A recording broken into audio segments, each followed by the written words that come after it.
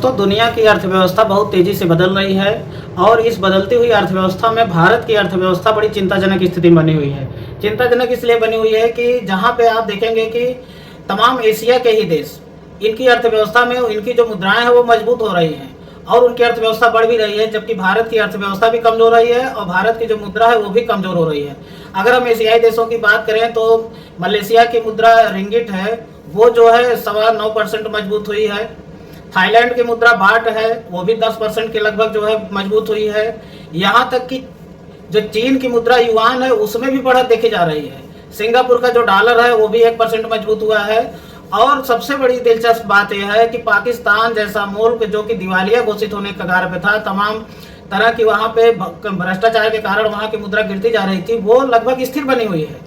जबकि हमारी भारत की मुद्रा लगातार गिर रही है और भारत की मुद्रा में भी अगर हम पिछले 20 सालों की बात करें तो जहां मनमोहन सिंह के पिछले 10 साल के कार्यकाल में लगभग 31% भारतीय मुद्रा टूटी थी, वहीं मोदी जी के 12 साल के कार्यकाल में मुद्रा जो है 62.5% के आसपास जो है गिर गई है।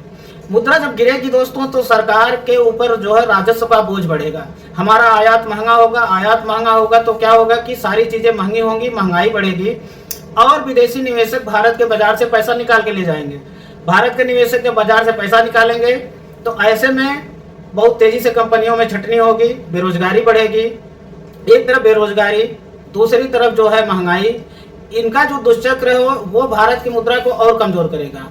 ऐसे में आने वाले समय में नौकरियों की क्राइसिस बढ़ेगी और अमीरी और गरीबी के बीच की जो खाई है वो भी बढ़ेगी। इसलिए सरकार को तत्काल इस पर कोई मजबूत निर्णय लेना चाहिए।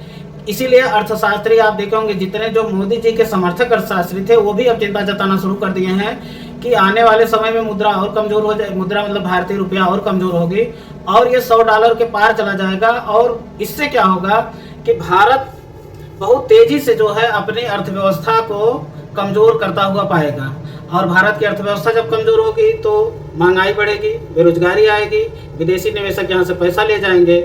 ऐसे में आने वाले समय में जो हम भारत को विश्व गुरु की बात कर रहे थे वो ऐसा न हो कि वैश्विक स्तर पर भारत अलग थलग पड़ जाए और सर्वाधिक अस्थिर मुद्रा वाला देश बन जाए।